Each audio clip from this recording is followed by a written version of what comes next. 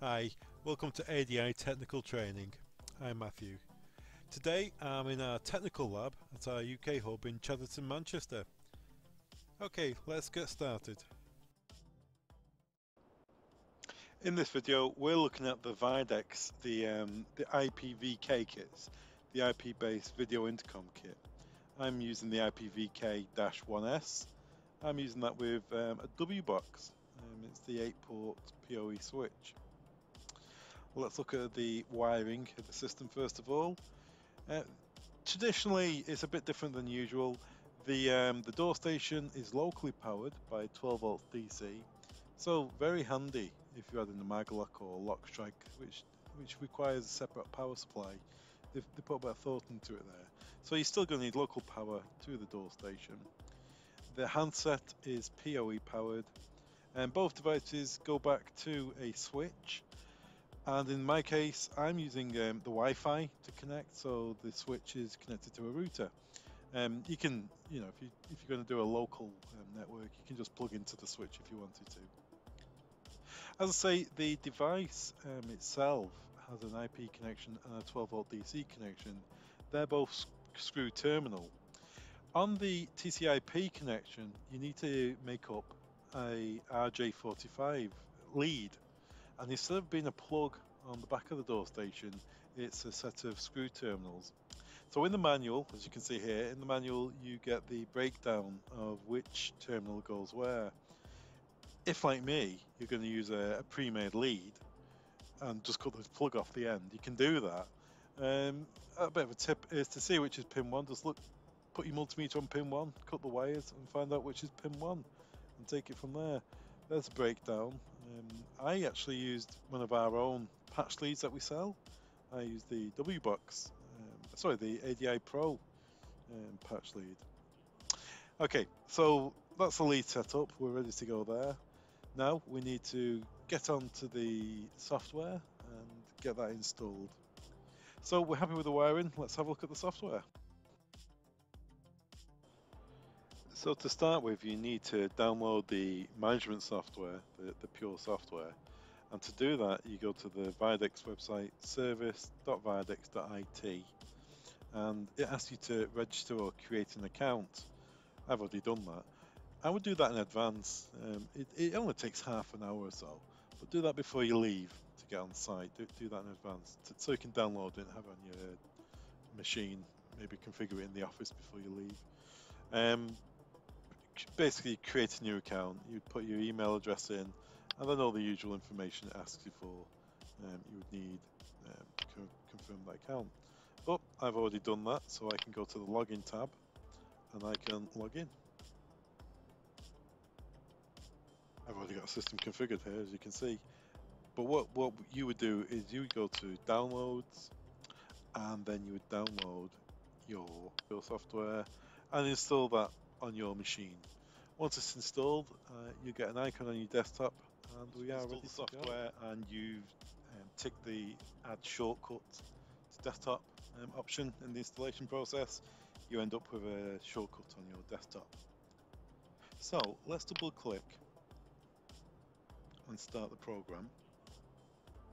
And this is the GUI, the interface that you'll see.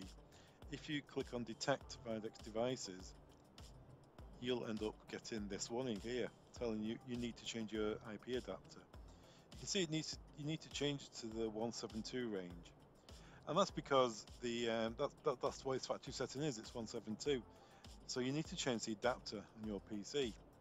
So let's close this and go to the network settings of your machine, network and internet settings. This is Windows 11, so it might be different if you're using 10 or 7. So in Windows 11 you go to Advanced Network Settings, More Adapter Options, go to Properties, and go to IPv4, and then use the following address. We need to type in the address 172.20.0.1. And then on your keypad, if you press tab, it will populate the subnet mask. Click OK, OK to that, and then come out of that. Come out of that. Then back to the Videx software, double click, and we're just going to detect Videx devices again. And this time it will come up with a warning. There are uninitialized devices. Shall we initialize? Let's click yes.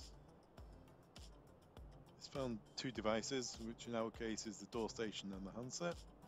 And there we go. It's found the 2 devices, and what it's already done is assigned an IP address to each device, 100 and 101. It's done that because if we go to settings and preferences, it's predetermined. This is the address it's going to start from. It's going to start from 100, and sequentially, every new device it adds will be the next number up. If you're going on your client's network and they specify addresses for you, you could put it in here. You could determine in here. If it's going on as a setup as I'm doing, where you're creating your own little network with a switch and connecting via a router for DHCP, then you could just leave it as it is from the factory, really. You can see also here things like the door station, the DP, they give it a prefix name. Again, if you want to change that, you can do that here. So let's save that for the time being. Let's go to Edit Properties.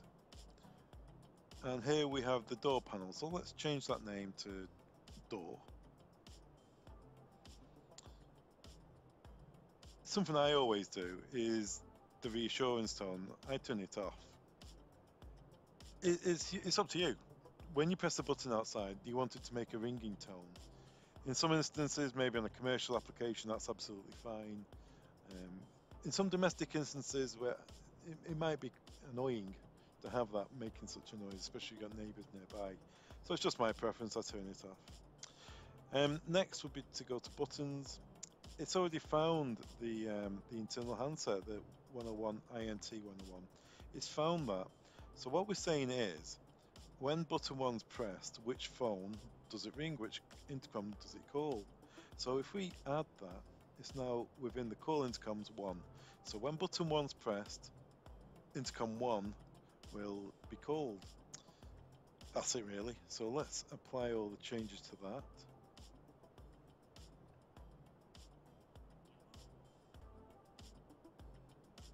Okay. And come out of that. And then the same with the INT1, the handset. Is there anything we need to change here? So let's click on Edit Properties. There isn't really. If you wanted to change the way the buttons behave, you can do. So privacy is always enabled. Service, the recall button is on the handset. You've got 4 buttons: privacy, service, lock release, and button 4. They've called it recall. You can see here it's disabled. So in standby, it's disabled, and during the conversation, it's disabled. If you wanted to enable it, you can do. You can maybe do a camera recall. So when it's in standby, you can press that button and it will bring up the image of who's at the door, or maybe just want to see what's going on outside your door. So you can apply that change. Let's apply all changes. Click OK. And now that's it really. That's the settings done within the software.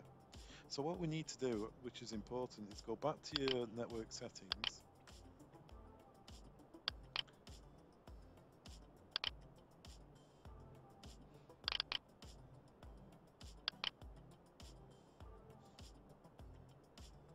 And switch them back to obtain an IP address automatically.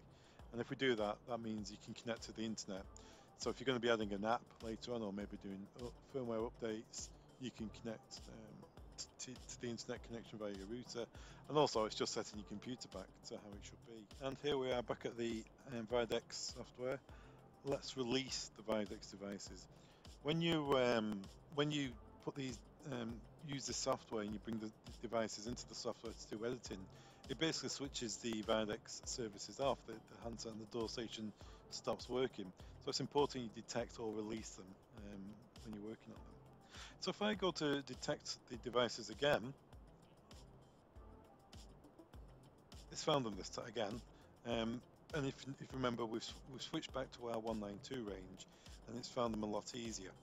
We just need to do a little bit more work. So at the top there, we have the model and the firmware. We have the IP address of the device and the subnet mask.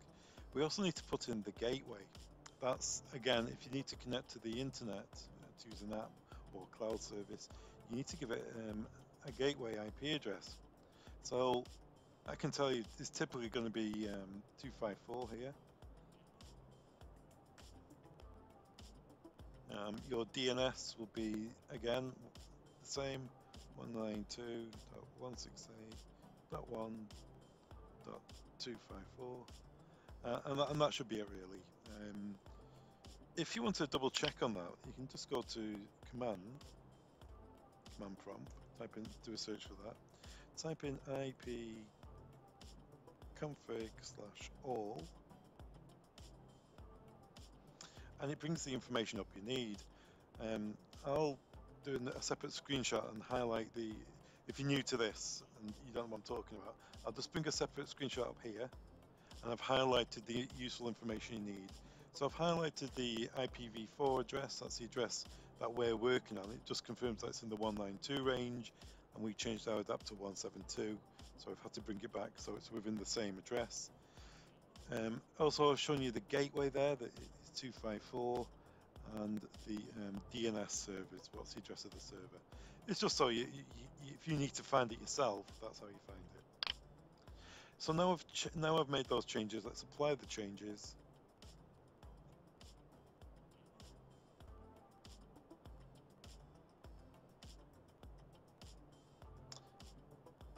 And then we'll do the same for the handset.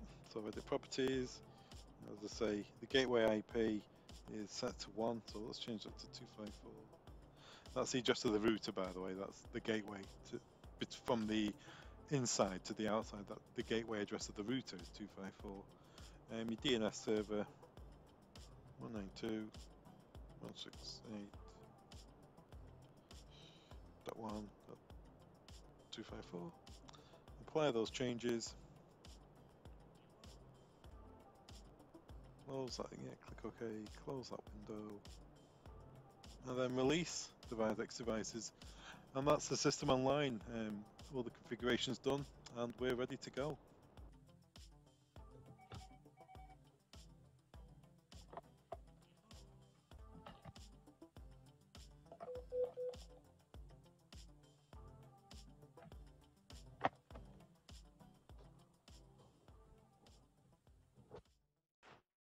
Installers rely on ADI.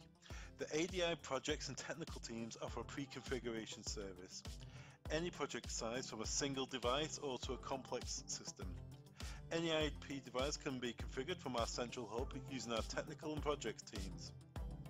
Having your device pre-configured will save engineers time on site. We can set your IP address, the gateways, and in addition we'll make sure your device has the latest firmware on board. Simply get in touch with your ADI sales contact or email the projects team. Thanks very much for watching. All the products mentioned in this training video can be found on our website. Links are below. Don't forget to subscribe. Thanks very much.